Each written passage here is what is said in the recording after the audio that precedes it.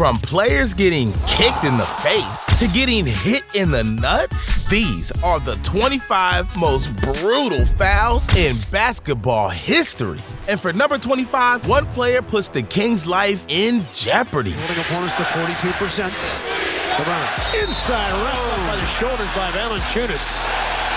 And LeBron says, I don't need helped up. That is just the same as getting kicked in the Houston game. Oh, yeah. Dang, LeBron just watched his life flash before his eyes, which is almost as bad as number 24, the time JaVale McGee nearly revealed Kuminga's hidden identity. Size advantage, kicks it out. Kuminga, he's knocked down a couple of threes. Great ball fake, and he got collared by McGee. I don't think there was anything intentional, but that's flagrant. It's above the shoulders. Phew, that was a close one. But up next, Marcus Morris has Luca ready to throw punches. 60% for the Clippers, 50% now for the Mavericks. Oh, a hard foul by Morris, and Doncic's up. He wants to go back at him. There's two things that are clear here. That's a flagrant foul, and Doncic doesn't want to fire Marcus Morris Sr. You know it's serious when my man Boban gets involved, but there's a difference between losing your cool and losing your life. And in 2020, the world lost the Black Mamba, a loss that left the NBA world in shatters. Now, the last thing people could afford was also losing the Bald Mamba. In for a moment, then DeSumu's got it, hits the trailer, Caruso, and a hard foul on Grayson Allen as Caruso hits the deck. Well, you saw the foul with the left hand. The right hand after was the unnecessary part of it, right? Could you imagine a world without the Black Mamba and the Bald Mamba? Yeah, I couldn't either. But if you think that's bad, you haven't seen our 21st moment yet, because one foul turned Ja Morant into Ja Wick. As Grizzlies look to push. Morant, clothesline hard. It's just the problem when the player's up in the air and the contact takes place and him going back. Sheesh. Now I see why Ja loves the Second Amendment so much. Although, have you ever wondered what would happen if you combined basketball and hockey? Well, you don't have to wonder any longer. Blake is, oh my goodness! Blake in transition, a collision between Smith and Griffin.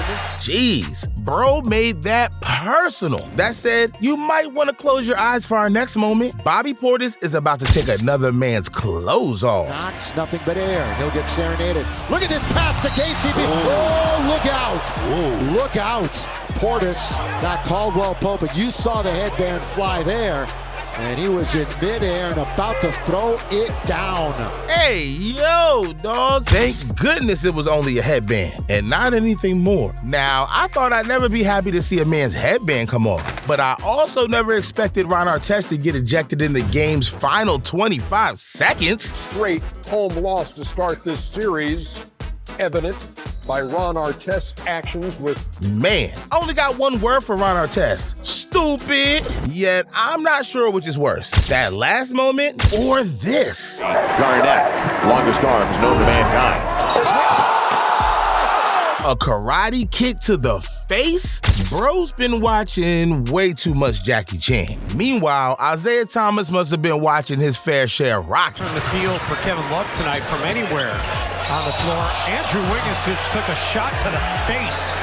Andrew drives it past J.R. Smith. Jay Crowder is trying to take a charge, and Isaiah Thomas just clubs him right in the face. Yeah. If I was down 30, I'd be getting frustrated too. But Draymond Green is always frustrated, especially when his season is on the line. And in 2021, the Warriors found themselves in extremely critical condition. It was the first round of the play-in tournament, and the rules were simple. Beat the Lakers and clinch the 7th seed. Lose, and they could miss the playoffs altogether. That's when Draymond said, screw it. James running the floor. Pass to Caruso, back to James, and he's fouled. Draymond Green would not let him get a layup, and James goes down, holding his head. But I think he just said something about trouble seeing.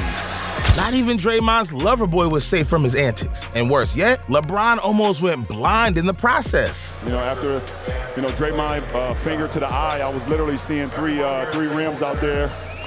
So I just shot at the middle one, and I was able to, to the grace of the man above, I was able to knock it down.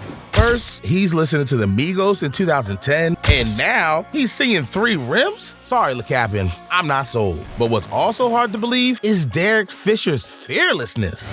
He was effective in game 1. Tonight he and Brooks. Oh, what a shot by Fisher. Right in the face of Scola.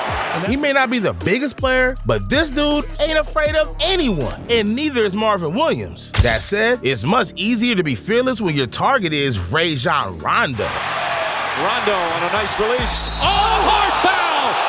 A flagrant foul. He might be thrown out for that. He should be thrown out for that. Absolutely no need in the open floor like that as Rondo knocked down. Dang, bro has no regard for human life. On the other hand, I expected more from Brandon Ingram. Thunder Diallo sends it up, and Roby got hacked and fouled by Ingram. That was a hard one. That was a vicious hit up in the air. Safe to say, 2020 brought out the worst in a lot of us. But it doesn't need to be a global pandemic for Jeff Teague to make his move. Well defended. Here come the Jazz. And then Teague hammers Rubio. Rubio gets up in disgust. Does Teague just body slam him here? Is it just me, or does Jeff Teague have something against Spanish players? Either way, that was no bueno. But now, it's time to start getting serious. We're entering the top 10, where the fouls start to get 10 times more brutal. And coming up, one player fouls Russell Westbrook so hard that he waited over 2 years to get revenge. But first, we gotta talk about Udonis Haslem. He always had his teammates' backs. Just as Dwayne Wade. In the 2012 Eastern Conference semifinals, things were getting intense. Tensions were rising high, and both the Pacers and the Heat desperately wanted to win. But the Pacers wanted to win a little bit too much because they were willing to cross the line. The misery of what he was facing the previous couple of games as he goes to the rim and gets fouled. And it's so difficult. And Wade looks like he got hit pretty hard over his back and made contact with the neck. And when one of your star players gets violated like that, the last thing you want to watch is the opposing team celebrating. D-Wade takes one.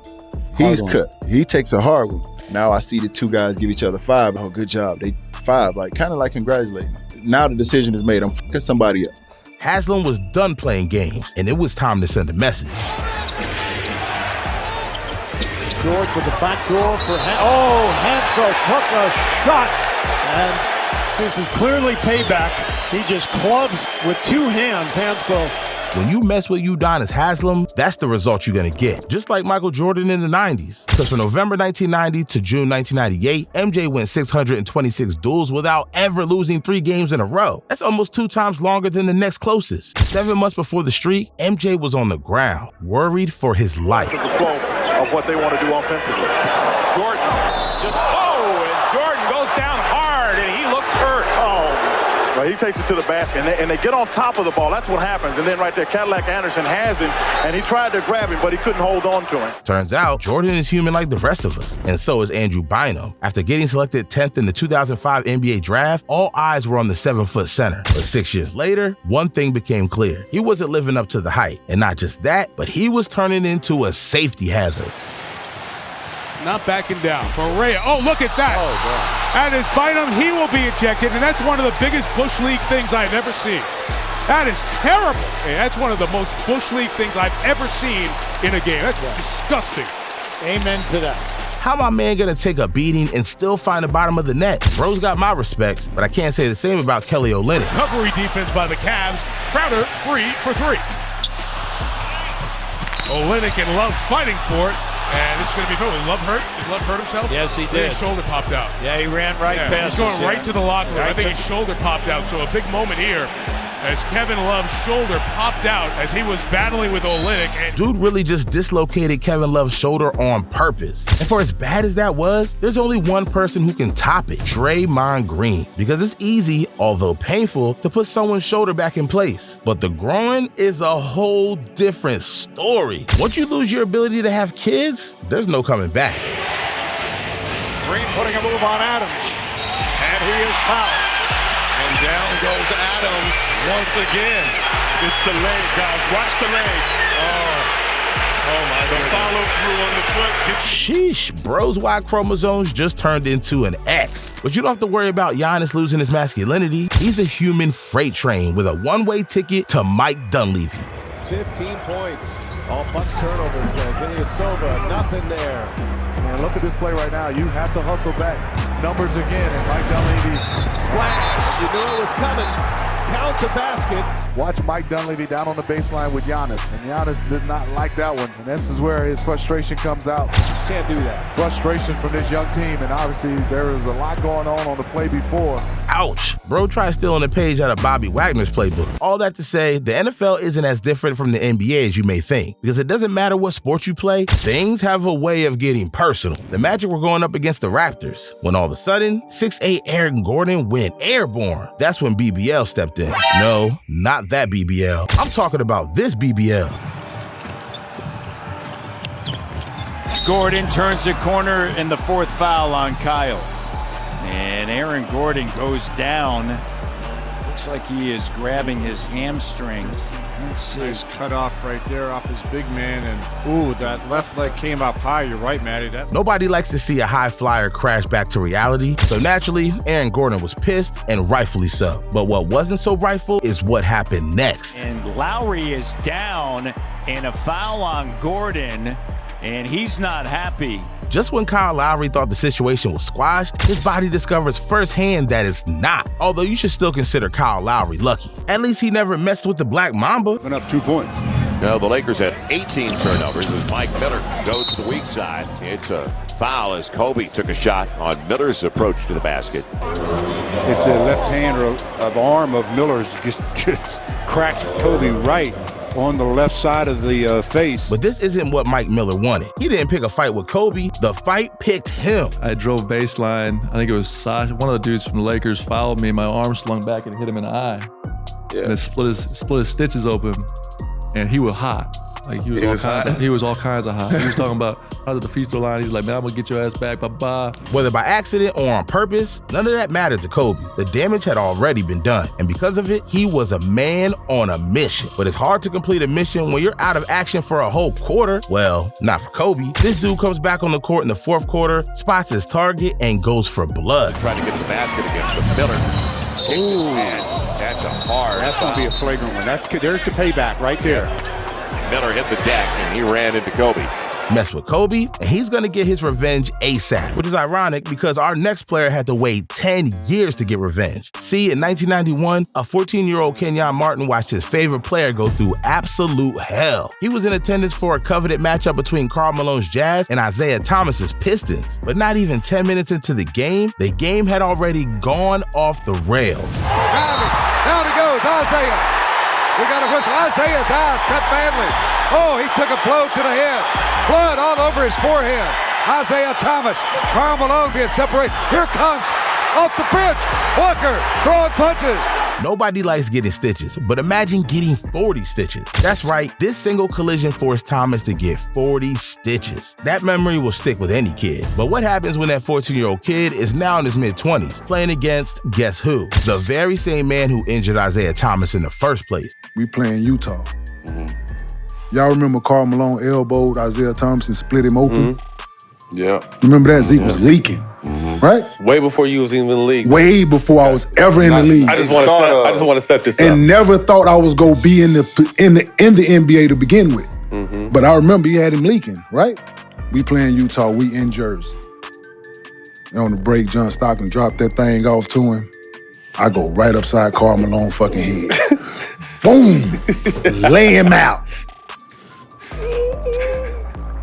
And he didn't get up and do nothing. If we can learn anything from this situation, it's this. Your actions have more of an effect on people than you think. This brings us to the moment you've all been waiting for. Only our top spot doesn't belong just to one person, it belongs to two, Zaza Pachulia and Russell Westbrook. But make no mistake, it all started with Zaza in 2017. Zaza really thought he could do Russ dirty and stand over him like that. Bro was in for a rude awakening. Now, it was Russ's turn to get revenge. And lucky for him, OKC and Golden State squared off again in 2018. This was supposed to be Russ's revenge tour, but then out the blue, things took an unexpected turn for the worse.